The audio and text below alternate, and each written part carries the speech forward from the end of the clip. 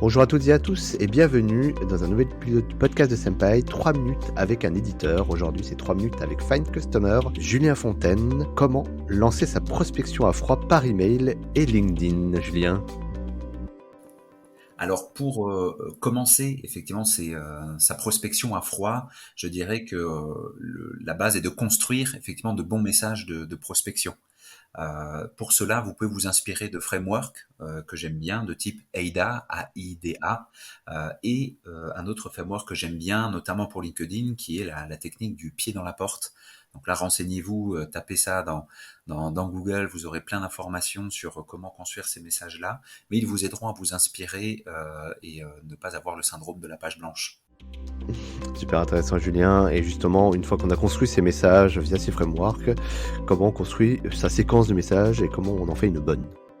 Exactement. Donc, ce qui est important aussi de dire, c'est qu'il ne faut pas hésiter à relancer ses prospects, hein. Souvent, on a peur de relancer pour ne pas paraître un spammer ou paraître comme quelqu'un qui dérange trop. Non, non. Surtout, n'ayez pas peur de déranger, voilà, vos prospects tant que vous n'avez pas de nom. Continuez, c'est hyper important. Sa séquence de messages peut partir soit de LinkedIn, soit d'un email, mais je vais vous dire de faire du multicanal, c'est hyper important. Commencez par demander les gens en relation sur LinkedIn, puis pitcher votre solution par email, ou alors à l'inverse, pitcher votre solution par email et puis tenter d'entrer en conversation sur LinkedIn avec votre prospect.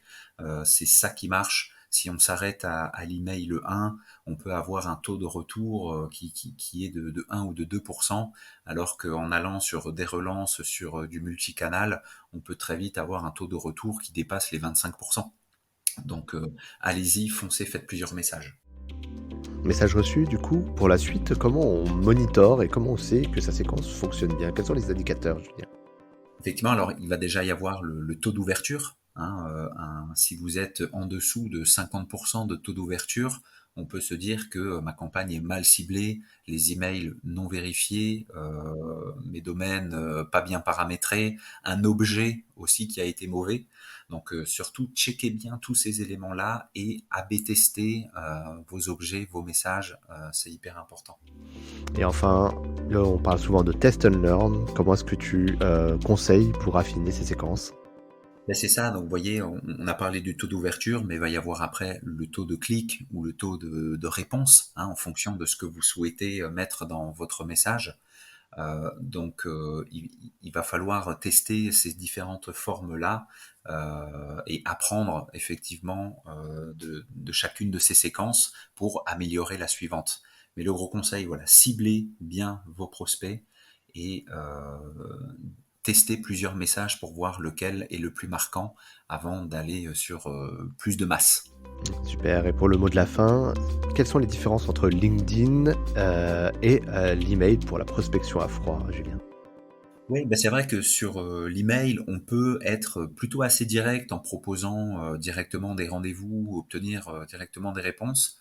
On peut pitcher sa solution tout de suite. Contrairement à LinkedIn, où il ne faut pas oublier qu'on est sur un réseau social, plutôt converser avec son prospect, lui proposer des contenus enrichissants parce qu'il vient aussi pour ça.